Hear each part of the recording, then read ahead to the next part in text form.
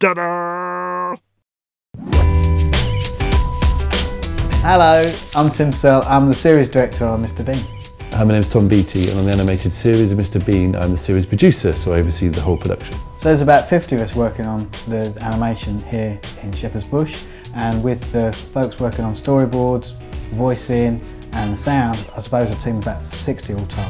So we decided to do a second series because this year's the 25th anniversary of Mr. Bean. Since the first episode of the live action series went out on New Year's Day in 1990, I think it was, we thought it was a great way to celebrate that, shout about this great anniversary, and a new series would do that fantastically.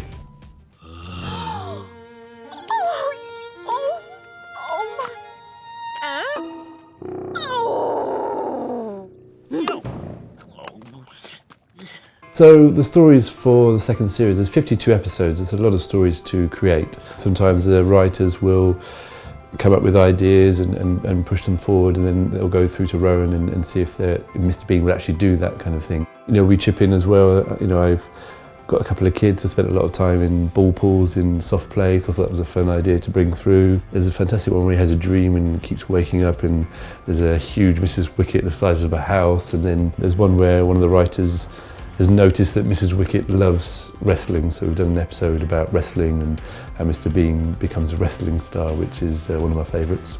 Well, a lot of people don't appreciate it. Rowan's fully involved with the whole production, from voicing the thing right the way through, and he's involved editorially.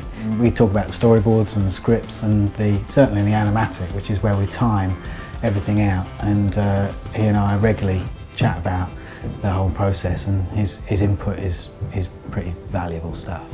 So with that sort of wrestling episode that we really wanted to do, that was written up into a sort of short paragraph that's sent to Rowan to say if he liked it, and sometimes there's a bit of, I think this would be really good, and sort of selling it to him, or he'll just say flat that Mr. Bean wouldn't do that or go to that, or he would do that but don't go to that far, or what's the motivation, or etc. etc. So he's totally involved in that side of things. I could do that.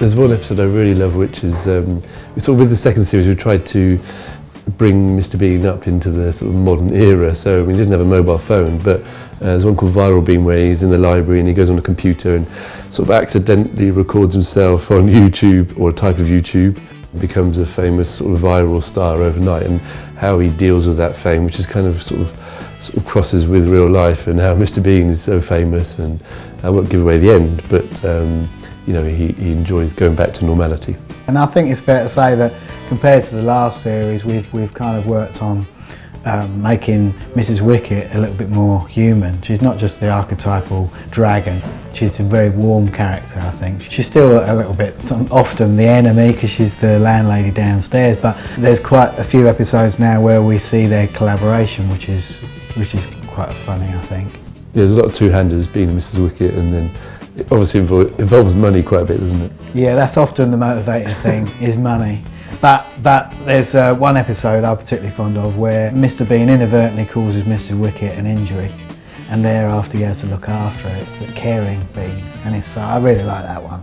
Bean impression. Yeah, people are sort of the only thing I can do is Bean, Mr. Bean. No, but that's as best I can do, I think. Are you going to do the burp? Oh, I could do no, I won't. God. No, don't do a burp. Your mum will be disappointed.